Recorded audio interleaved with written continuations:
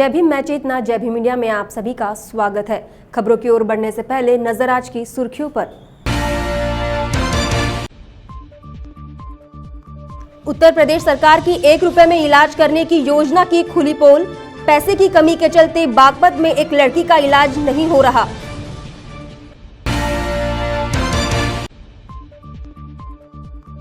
नासिक में मराठा समाज ने फिर निकाला मूक मोर्चा। मोर्चे में फिर उठी आरक्षण की मांग तो कोपरडी मामले में दोषी को फांसी देने की मांग।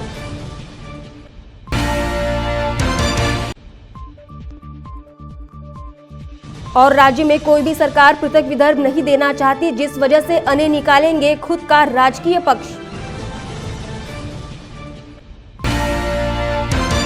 अब खबरें विस्तार से। एक बार फिर दलित का दर्द सुनने को मिला। बागपत के एक गरीब दलित ने अपना दर्द बयां करते हुए कहा कि देश में किसी को दलित मत बनाना, चाहे तो गरीब बना देना। दरअसल इस दलित व्यक्ति के पास इतने पैसे नहीं है कि वह अपनी बेटी का इलाज करा सके।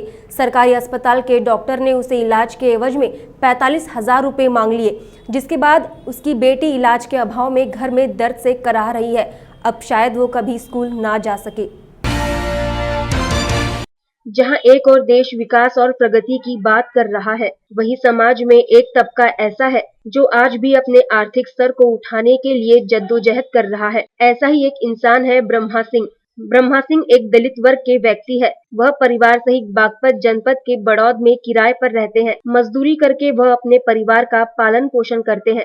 उनकी 15 वर्षीय बेटी आरती 11वीं कक्षा में पढ़ती है। गत 29 सितंबर को आरती अपनी सहेलियों के साथ नगर में लगे मेले में झूला झूलने गई थी। वहां झूला टूटने की वजह से वह गंभीर रूप से जख्मी हो गई। परिजनों ने उसे सरकारी अस्पताल में एडमिट कराया, जहां पर आरती का इलाज तो शुरू हुआ, लेकिन बहुत चोट लग जाने के कारण डॉक्टर ने इलाज में मोटा पैसा खर्च होने की बात कही। 1 रुपए में इलाज करने का दावा करने वाली यूपी की सपा सरकार के दावे बड़ौद की सरकारी अस्पताल में उस समय फेल हो गए, जब आरती का इलाज करने के लिए डॉक्टर ने आरती के पिता ब्रह्मा सिंह से 45,000 रुपए मांग लिए।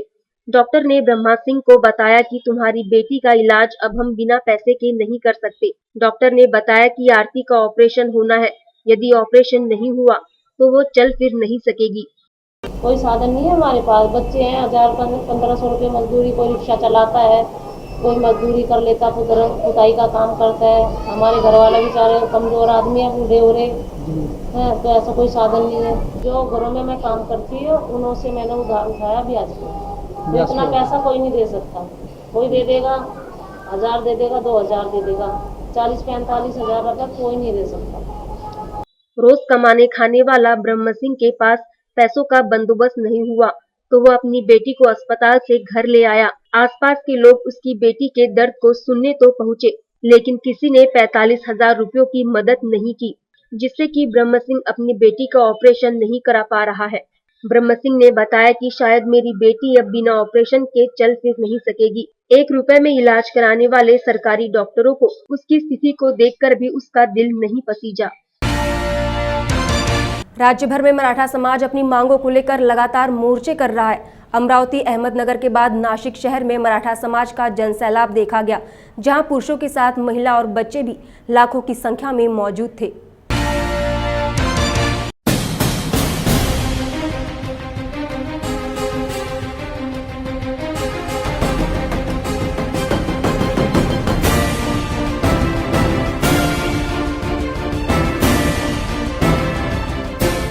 ये नजारा है नासिक जिले का, जहां लाखों की संख्या में मराठा समाज ने एकत्रित होकर मूक मोर्चा निकाला। मोर्चे की शुरुआत तपोवन से हुई, जहां लोग आते गए और मोर्चे में शामिल लोगों की संख्या बढ़ती चली गई। देखते ही देखते लाखों लोग सड़कों पर उतर आए। ये विशाल जनसमूह अपने मोर्चे को लेकर जिलाधिकारी कार्यालय पहुंचा। इस मूक मोर्चे को शांति के साथ निकाला गया। राज्य भर में मराठा समाज लगातार मोर्चे कर रहा है। मुंबई, अमरावती, नांदेड़, अहमदनगर के बाद नासिक में भी मोर्चे में लोग लाखों की संख्या में शामिल हुए, जो कोपरडी में हुई घटना का विरोध कर एट्रोसिटी में बदलाव और आरक्षण की मांग को लेकर चल रहे थे। मोर्चे में शामिल लोगों ने अपनी भावनाएं व्यक्त कर अपनी बात रखी।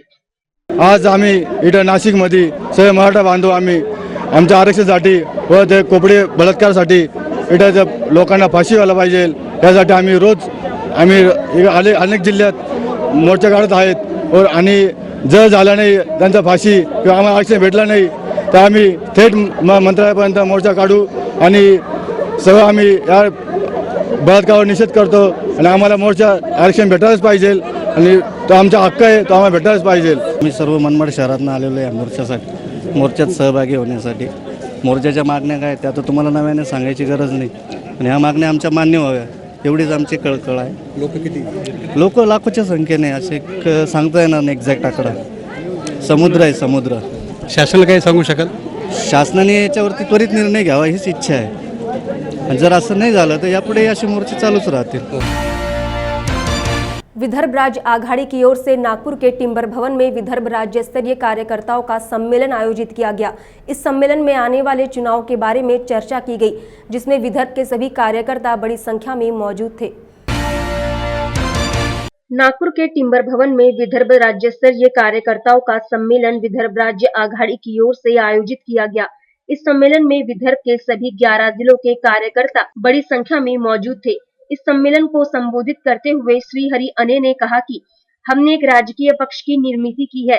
किसी भी पक्ष का निर्माण होते ही वो पक्ष सत्ता में नहीं आता. हर पक्ष की शुरुआत ग्राउंड लेवल से होती है. अने ने कहा कि हमारे पक्ष को सत्ता में लाने के लिए हमें युवाओं को चुनाव में उतारना पड़ेगा. इसके लिए युवा वर्ग को आगे आकर विदर्भ का नेतृत्व करना होगा. इस सम्मेलन में विदर्भ राज्य आघाड़ी ने अपने आंदोलन की दिशा को तय किया और विदर्भ राज्य आंदोलन को कामयाब बनाने की बात कही. पक्ष निर्माण करतोय. जुने असलेले लीडर्स आदरणीय किंवा जे अनादरणीय असतील ते अनादरणीय, या लोकांना बाजूला ठेवून आपण स्वतःच लीडर बनावं लागतं. मी राहून लोकांना सांगतो मी लीडर नाही, मी वकील आहे, पण जरूर पडली तर उभं राहून भाषण ठोकावं लागतं. भाषण ठोकवून इलेक्शनला उभा राहिला तर माणूस लीडर म्हटला जातो. इतकी सोपी व्याख्या आहे त्याची. जर युवक पुढे आले तर लीडरशिप निर्माण होईल, आणि विदर्भाची लीडरशिप ही युवकांमधूनच निर्माण व्हावी अशी माझी मनोमन इच्छा आहे, आणि हा वीराचं ध्येय आहे. युवकांनी विदर्भाला लीडरशिप द्यावी. जे काही होईल ते होईल, बघू ना काय होतं. हरकत नाही. पुढलं इलेक्शन येईल, त्याच्या पुढलं इलेक्शन येईल.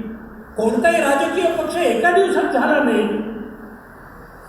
इंडियन नॅशनल काँग्रेसची निर्मिती ॲनी बेसेंटने करेपर्यंत काँग्रेस हा एक सामाजिक पक्ष म्हणून वावरत होता.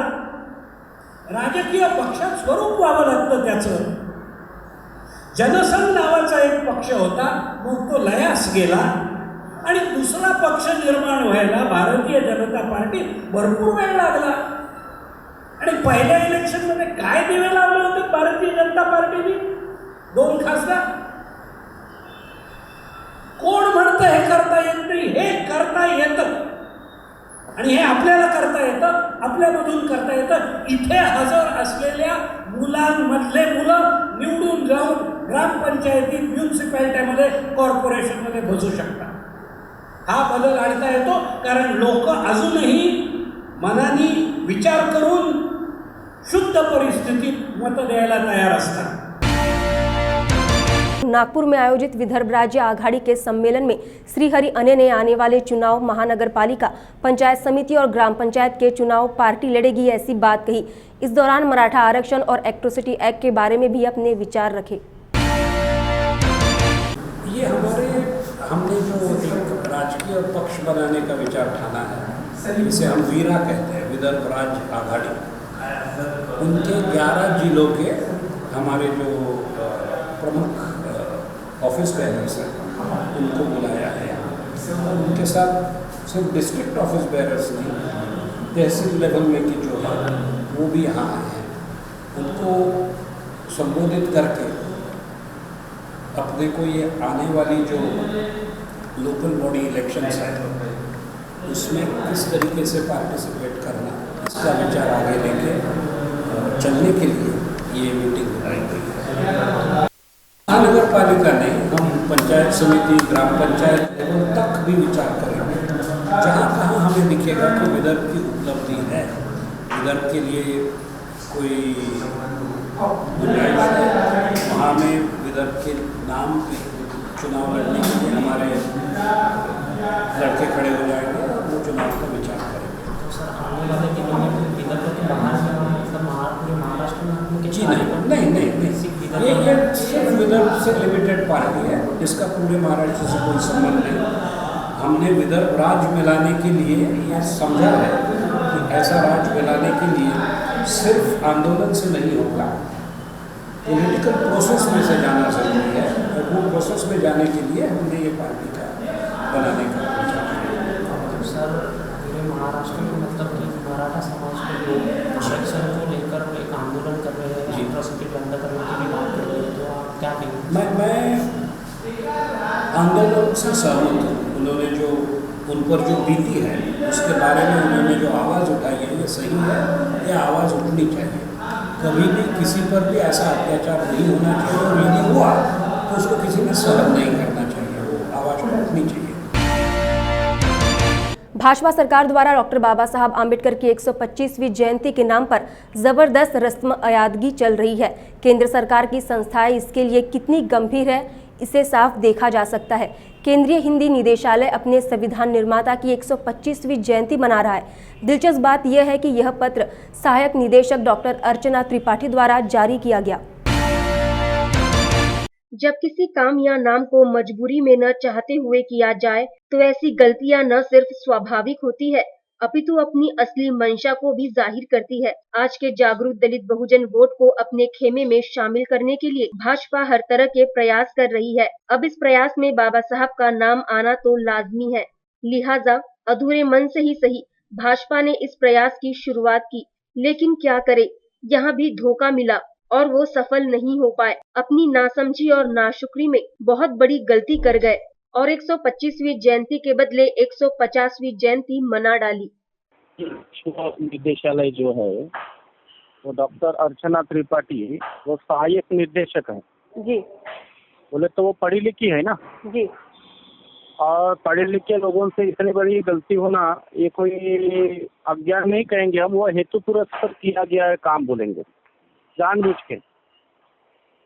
जानबूझ के किया गया है। वो एक्चुअली उन्हें पता होना चाहिए कि बाबा साहब अम्बेडकर की जयंती हम मान लेंगे कि 125 की जगह 124 या 126 गलती हो सकती है, लेकिन 125 से डायरेक्ट 150 वर्षगांठ पे आदेश दिया। वर्धा जिला के अंतर्गत हिंदी विश्वविद्यालय जो है उनको कहा गया कि बाबा साहब अम्बेडकर का विशेषांक बनाना है तो आपके कुछ आलेख और लेखन इस पत्रिका पे छपाने के लिए आपने हमें वैसा भेजने का कष्ट करें जी।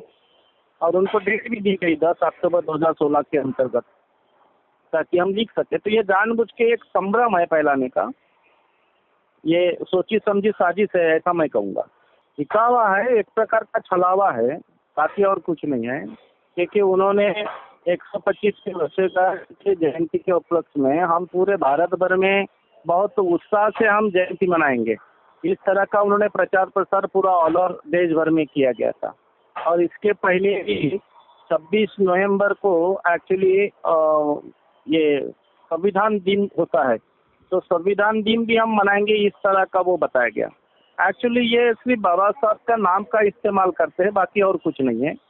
लेकिन अगर इनको सही मायने में अगर विशेषांक छपाना भी था तो बाबा साहब के नाम के लिए इस तरह का उन्होंने जानबूझकर ये इस तरह हेतु पुरस्कार किया गया ये काम हम समझेंगे।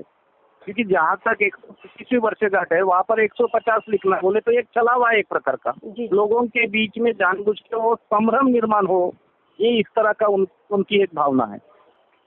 सही बात है ना, लोगों को क्या अभी पता ही लग रहा है ना कि उनका नाम बाबा साहब का नाम लेना और बाबा साहब का असल में विचार आगे बढ़ाना, इसमें आपको वहाँ पर दुराभास उनसे दिखाई पड़ता है वो, और वो वास्तविकता है कि बाबा साहब का नाम लेना, बाबा साहब के नाम के ऊपर पुतले बनाना, बाबा साहब का स्मारक बनाना, इस तरह की जो भाषा का इस्तेमाल करते हैं कि हम बाबा साहब के प्रचार प्रसार करते हैं, वो सिर्फ बोलने का काम है, असल में करने का काम नहीं है। अगर उनको ऐसा लगता है तो बाबा साहब अम्बेडकर ने जो संविधान वाकई लिखा है अगर वो 100% अगर वो लागू करते इस देश में तो सही मायने में हम समझेंगे कि बाबा साहब के प्रति कुछ अच्छी धारणा है।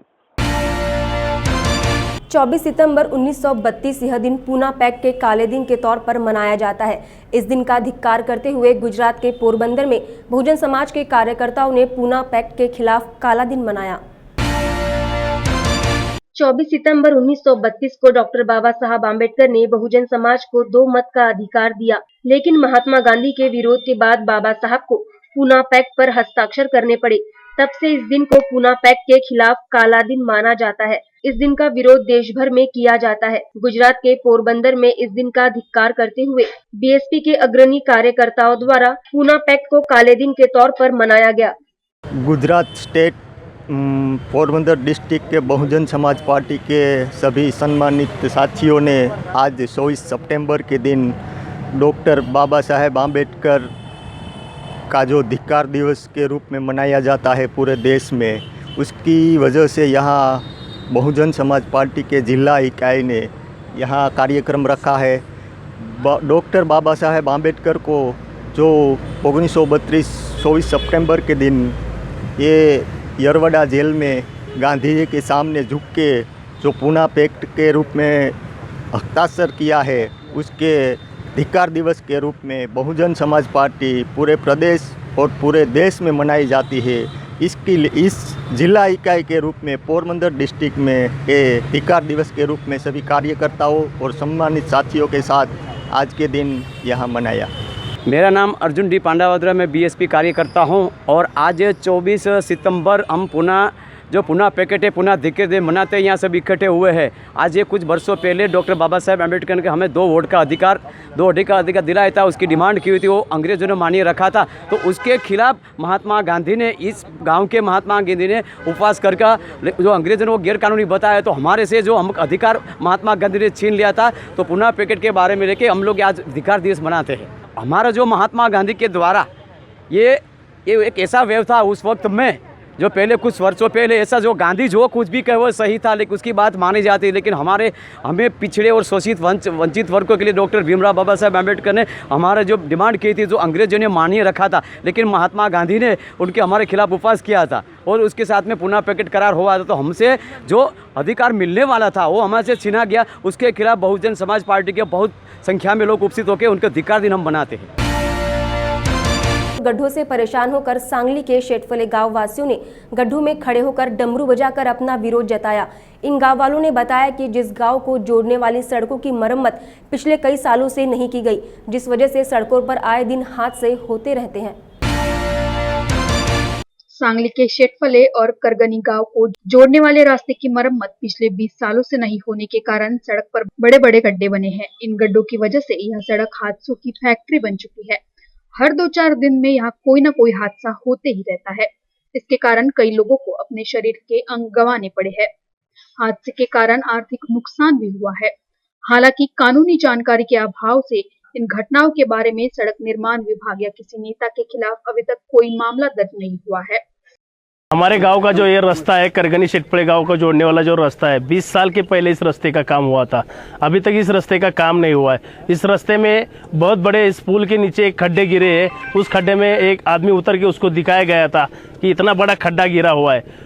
और इस गांव के 20 साल हो गए इस रास्ते को काम करने के बाद, और इतने खड्डे हो गए कि यहाँ कोई डिलीवरी पेशेंट आ जाता है तो इस रास्ते के बीच में डिलीवरी हो जाती है। उसको वहाँ हॉस्पिटल तक लेके जाने के पहले उसका डिलीवरी हो जाता है। और कोई लोग आते जाते वो गड्ढे में आके गिर जाते हैं। उस गड्ढे में आने के बाद, गिरने के बाद किसी का हाथ, किसी का पैर फ्रैक्चर हो जाता है। ऐसा इस समय में इस रास्ते पे हो रहा है।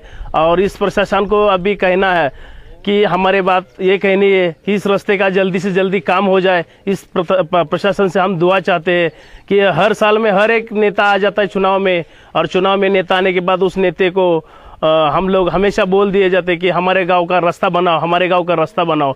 और हर एक नेता आता है, हर एक नेता जाता है। इस समय में हमने बीजेपी को चुन के दिया है कि हम भी चाहते हैं कि हमारे गांव का अच्छे दिन का, हमारे गांव का अच्छा रास्ता बन जाए। ये हमारी उनसे मांग है हमारे गांव की कि हमारे गांव का रास्ता बन जाए।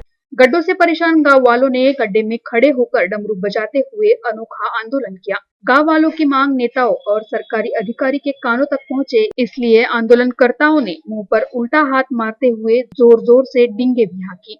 जब मैं स्कूल में पढ़ता था उस समय एक बार इस रास्ते का काम हुआ था, लेकिन अभी मैं एक सेना में नौकरी करके रिटायर हो गया, मेरे बच्चे अभी स्कूल जाने लग गए, लेकिन अभी तक इस रास्ते का काम हुआ नहीं। कोई भी नेता, ना यहाँ कोई नेता ध्यान देता है, ना कोई जेडपी, ना कोई आमदार आता है, ना कोई खासदार आता है। हर बोलता है कि हाँ ठीक है, ये रास्ता हो जाएगा।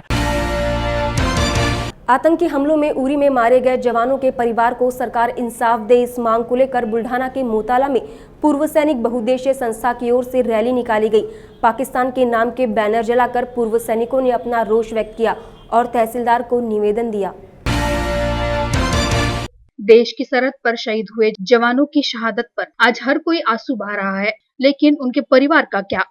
शहीदों के परिवारों को इंसाफ दिलाने के लिए बुल्ढाना जिले के मोताला में पूर्व सैनिक बहुउद्देशीय संस्था सड़कों पर उतर आई है। पूर्व सैनिकों का कहना है कि सरकार सिर्फ सांत्वना देती है, लेकिन शहीदों के परिवार का क्या?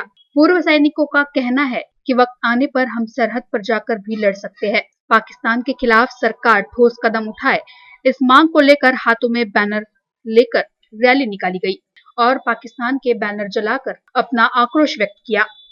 उसको मालूम होना चाहिए कि कभी बाजार लूट नहीं सकते। 1948 मध्ये ते हरले, 65 मध्ये हरले, 71 मध्ये हरले आणि 99 मध्ये हरले, म्हणून आपण हमेशा हरत असतो। म्हणून भारताच्या विरुद्ध एक प्रॉक्सी वॉर भारतामध्ये घुसून आमच्या आया बहिणीवर बलात्कार करणे, आमचे सैनिक त्या उरी सेक्टरमध्ये झोपलेले असताना सकाळी 3 वाजेच्या सुमारास येऊन त्यांनी निर्घृण हत्या केली। त्या हत्येचा आम्ही निषेध करतो आणि आम्ही मोताळा तालुक्यातर्फे आमच्या अध्यक्षांनी सांगितल्यातर्फे आम्ही आमचं घरदार, शेती बाडी लाल्या पडू द्या, काही होऊ द्या, आम्ही सीमेवर जाऊन त्या पाकिस्तानचे धज्जे उडवल्याशिवाय राहणार नाही। आणि भारत सरकारला सुद्धा विनंती आहे की आता यांचे लाल पुरे झाले, एक बार आर पार की हो जाने दो। आणि आपल्या माहितीसाठी रात्रीपासून प्रॉक्सी वॉर सुरू झालेला आहे।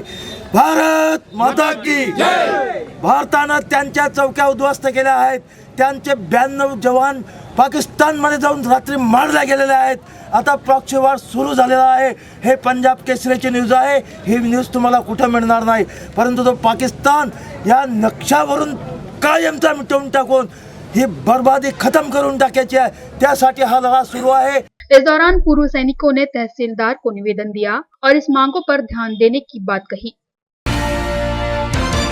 नागपुर शहर के प्रमुख यातायात सेवा कही जाने वाली स्टार बस के कर्मचारियों ने अचानक शनिवार को अनिश्चितकालीन हड़ताल करने से कई लोगों को दिक्कतों का सामना करना पड़ा, तो वहीं ऑटो चालक मनमाने दामों में सवारियों को बिठा रहे थे।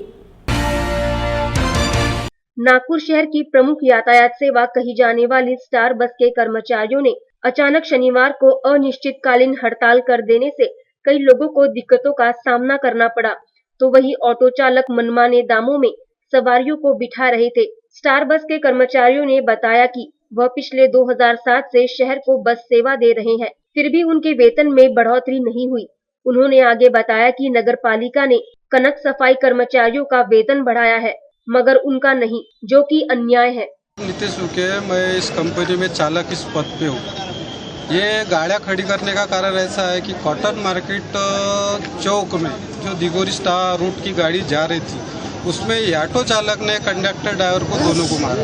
वहाँ पे कंपनी ने जो चौराहे पे स्टॉप था वो स्टॉप हटा के आगे खड़ा किया और वहाँ से बाजू में सीमेंट रोड बनने के कारण बस स्टैंड के पास में तो रमना मारुति और पारडी की जो अंदर से गाड़ियाँ जाती है महल मार्ग वाली, वो सब गाड़ियाँ वहीं से गुजरती है और हर नागपुर सिटी में जहाँ जहाँ सीढ़ी पर चलती है वहाँ ऑटो वाले का आतंक है। हमारी कंपनी बोलती है कि ऑटो वाले से तुम खुद होके झगड़ा करते हो, हम जनता को सेवा दे रहे कि खुद होके ऑटो वाले से झगड़ा कर रहे हैं। ये तो हमारी पहले से डिमांड है। पिछले कुछ महीने पहले हमारे 2 ड्राइवर को मारा गया था, इतना मारा गया था कि उनकी जान तक गले तक आ गई थी, फिर भी कंपनी ने कोई एक्शन नहीं लिया। उनको खाली सेंट्रल जेल पास किया और पता भी चला कि उनको 2-4 महीने में जमानत हो गई। फिर ये कौन कानून कायदे है? हम नागपुर सिटी बस में जनता को सेवा देने के लिए बस में कार्यरत कर्मचारी है, लेकिन हमारा भविष्य क्या? जैसे मेरे संलग्न दोस्त ने कहा कि 2-4 महीने में स्टार बस बंद होने वाली है। हमने 10 साल इस कंपनी को सेवा दी है, अपने खून का पानी बना के इस नागपुर शहर वासियों को हमने उनको जॉब दिया। जैसे हमारे को कंपनी जॉब दिया, हमने भी दिया, एक कोंटे से दूसरे कोंटे लेके जाते हैं। आज कनक सर के कंपनी का पेमेंट बढ़ा, जो कंपनी 2010 में आई है। स्टार बस ये प्रोजेक्ट JM नूरम का 2007 से आया है। आज हमारा पेमेंट 8,400 रुपये मिल रहा है। 8,400 में फेस्टिवल, दिवाली सर के फेस्टिवल में अपने बच्चों को कपड़े नहीं ले सकते। बताइए, हम ये पूछना चाहते हैं जनता से, इस सरकार से, जो सरकार बैठी है आज नरेंद्र मोदी प्रधानमंत्री इन्होंने कहा है कि आम आदमी को 523 रुपये रोज मिलना चाहिए, लेकिन हमारा 370 रुपये रोज ढंग से नहीं मिलता हमारा। हम किससे झगड़े? तो आपकी डिमांड क्या? हमारी डिमांड एक ही है, जो कनक वालों का पेमेंट बढ़ा है जीआर के हिसाब से, वो पेमेंट हमारा भी बढ़ने को होना। आज 2007 से हमारे कंपनी चल रही है, हमारा पेमेंट 8,400 रुपये है, वो पेमेंट बढ़ने को ना, महंगाई के हिसाब से पेमेंट हमारे को देने को ना, ऊपर से हमारे को 2007 से आज 2016 तक दिवाली का बोनस नहीं मिला, वो बोनस भी हमारे को कायदे से और पेमेंट भी कायदे से।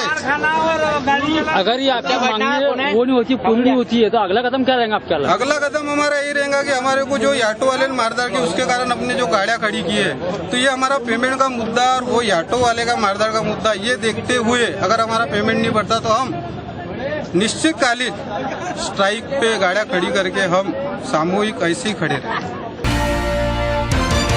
JCI नागपुर प्लेटिनियम ऑर्गेनाइजेशन की ओर से मेरे सपनों का भारत नामक एक निबंध स्पर्धा आयोजित करने जा रही है। इस स्पर्धा में से चुने गए कुछ निबंध या प्रधानमंत्री तक भेजे जाएंगे, ऐसी जानकारी भी उन्होंने दी।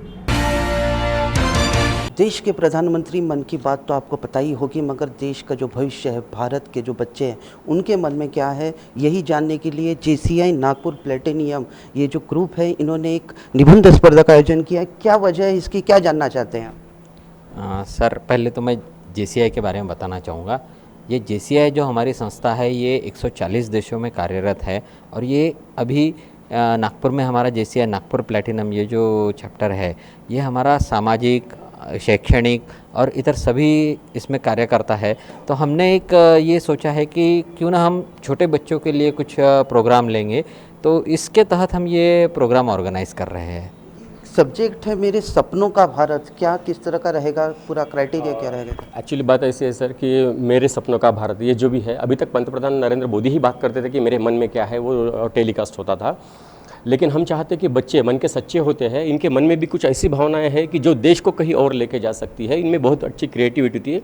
अगर ये बच्चे अपने दिल की बात लिखते हैं कि सर कि मेरा देश ऐसा होना चाहिए और इसमें ये सुधारना होनी चाहिए, तो इनमें सही में वाकई में एक थिंकिंग पावर होता है और बच्चे जो है इमोशनली लिखते हैं, किसी के प्रभाव में नहीं कुछ लिखते हैं। इसीलिए सर हमने ये कंपटीशन जो है लेटर राइटिंग कंपटीशन ऑर्गेनाइज़ किया है, जिसका टॉपिक रखा है मेरे सपनों का भारत। आप इसको हिंदी, अंग्रेज़ी या मराठी किसी भी विषय में लिख सकते हैं। 200 शब्दों में इसको लिखना है और 5वीं से 10वीं तक के बच्चे हमने इसमें सम्मिलित किए हैं, क्योंकि इससे बड़े बच्चे मैच्योर्ड है और इससे छोटे बच्चे फिर मम्मी पापा लिख लेंगे। इसलिए हमने इसका गांभीर्य जानते हुए सिर्फ 5वीं और 10वीं के कक्षा के छात्र को ही इसमें हमने परमिट किया हुआ है।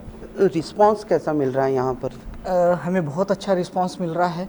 अभी तक हम लोगों का 25,000 लेटर्स का कलेक्शन हो चुका है और हमारा मानस है कि हम लोग 1 लाख लेटर्स तक पहुँचे, ताकि ये अपने आप में एक रिकॉर्ड हो। हम लोगों ने हमारी जो सोच है कि ये 1 लाख अगर हम लोगों का टारगेट हो जाता है तो हम लोगों का एक गिनीज वर्ल्ड रिकॉर्ड हो जाएगा और हमारी तरफ से ही जो सर्टिफिकेट दिए जाएंगे, उसी तरह के certificate Guinness book of world record भी हर एक बच्चे को ये देगा, ऐसा हम लोगों का निर्धार है। कहाँ कहाँ से बच्चे आएंगे और ये लिखेंगे, क्योंकि यहाँ पर बहुत बड़ा एक लिखा है मेगा इवेंट है यहाँ? जी जी, ये हम लोग अभी ZP से की जितनी भी स्कूल्स है उनको हम लोग कवर कर रहे हैं, LMC की जितनी स्कूल्स है उनको हम लोग कवर कर रहे हैं और नागपुर में जितनी भी स्कूल्स है उनको सब लोगों को हम लोगों ने अपना सर्कुलेट कर दिया है और उनसे हमको अच्छा रिस्पांस मिल रहा है और काफ़ी बड़े पैमाने में हम लोग इसको इवेंट को करने जा रहे हैं। एक आता है कि अगर बच्चे लोग आएंगे, प्राइस किस तरीके से रहेगा, इलाबोरेट किस तरीके से होगा और जो डिसाइड कौन करेगा कि किसका जो निबंध है वो ये?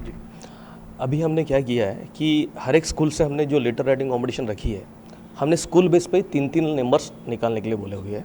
वो 3-3 लेटर्स हर एक स्कूल के हम लोग एक साथ हमारे जजिंग पैनल उसको जज करेंगे। जैसे अभी तक टोटल मिला के एक एग्जांपल के तौर पर 2500 स्कूल पार्टिसिपेट कर रही है, तो 3 लेटर्स हर एक स्कूल का पकड़ के कितना हो, 7,500 हो जाएगा। वो 7,500 लेटर्स हमारा जजिंग पैनल उसको जज करेगा और उसमें के बेस्ट 100 लेटर्स हम PMO को भेजने वाले हैं, तथा पहले जो 5 लेटर्स हैं उनको कैश प्राइजेस है, जैसा 11,000 रुपये, 5,000 रुपये और 5 कंसोलेशन प्राइजेस है, और उसके बाद भी हम और कुछ प्राइजेस देने वाले हैं। हर एक बच्चे को सर्टिफिकेट भी मिलेगा। हर एक स्कूल को बेस्ट पार्टनर मैक्सिमम एंट्रीज के लिए भी ट्रॉफी रखी हुई है और बेस्ट पार्टिसिपेशन के लिए भी अवार्ड्स दिए हुए।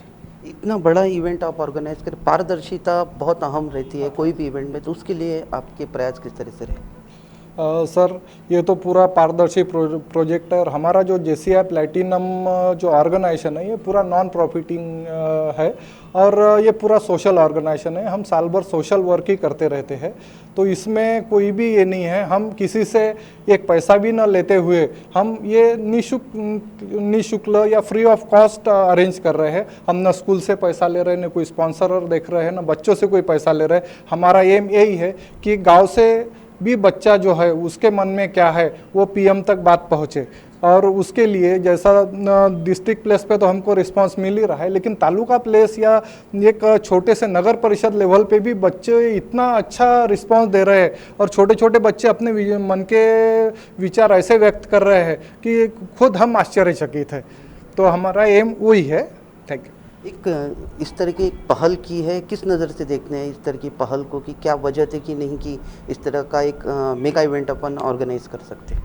सर हमारा JCI नागपुर प्लैटिनम ये जो ऑर्गेनाइजेशन है ये सोशल ऑर्गेनाइजेशन है। यहाँ पे बहुत सारे और एरियाज़ में काम होता है। यहाँ पे सेल्फ डेवलपमेंट होता है, सोशल ऑर्गेनाइजेशन होता है, बाकी के जो ट्रेनिंग्स होता है, बिजनेस डेवलपमेंट्स होता है, इसी एरियाज़ में हम लोग काम करते हैं। हम ऐसे चलते चलते एक दिन ऐसा याद आया कि PM अपने मन की बात बोलता है, तो हमारे सपनों का भारत जो आगे के जो कल है, जो ये बच्चे हैं, बच्चे कल के 10 साल बाद या 15 साल बाद जो हमारे राष्ट्र के जो नेतृत्व करने वाले हैं वो बच्चे, उनके सपने में क्या है, हमारा देश कैसा रहना चाहिए, तो उनकी जो बात है कोई प्लेटफॉर्म मिले, क्या उनकी बात PM तक के जाए। तो उनके लिए हमने ऐसा सोचा कि इनके लिए डायरेक्ट कोई बच्चा PM को पत्र लेगा या उसका दखल कोई देंगे या नहीं देंगे, मगर ये प्लेटफॉर्म्स लेके हम कुछ सिलेक्टेड लोगों को, जैसा कि हम लोग बता चुके हैं कि लाख से ऊपर में यहाँ पे बच्चे शामिल होने जा रहे हैं। नियर अबाउट हमारा भी ये है अंदाजा ऐसा है कि 1.5 लाख बच्चे यहाँ पे शामिल होने जा रहे हैं। 1.5 लाख बच्चे ये डायरेक्ट PM तक के जा नहीं सकते थे। हम उसके माध्यम से कुछ सिलेक्टेड लोग 7,500 बच्चे, जो एक स्कूल से 3 बच्चे हो रहे, 7,500 बच्चे जो ये है, उसमें से हम लोग एक जजिंग कमेटी रहेंगे और जजिंग कमेटी में जो अच्छे टॉप्स के जो लेटर्स रहेंगे वो लेटर्स 100 लेटर्स नियर अबाउट हम वहाँ से सिलेक्ट करेंगे और वो लेटर्स PM तक के ऑनलाइन इसमें पहुंचेंगे। हार्ड कॉपी भी जाएंगे और सॉफ्ट कॉपी में भी वो जाएंगे। तो ये हमारा एक माध्यम रहेगा कि PM तक के बच्चों के मन की बात ये PM तक के जाए, यही हमारा एक सपना था। धन्यवाद हमसे बात करें। Thank you sir. ये थे JCI नागपुर प्लैटिनम के मेंबर, जिन्होंने साफ तौर पर कह दिया है कि उनकी जो उद्देश्य है कि जो बच्चों के मन में क्या है वो PM तक सीधे पहुँचे। कैमरा पर्सन मयूर के साथ स्वप्निल पराट, विदर्भ TV, नागपुर। आज के जय भीम मीडिया में फिलहाल इतना ही। फिर होगी मुलाकात, तब तक ले दीजिए इजाज़त। जय भीम।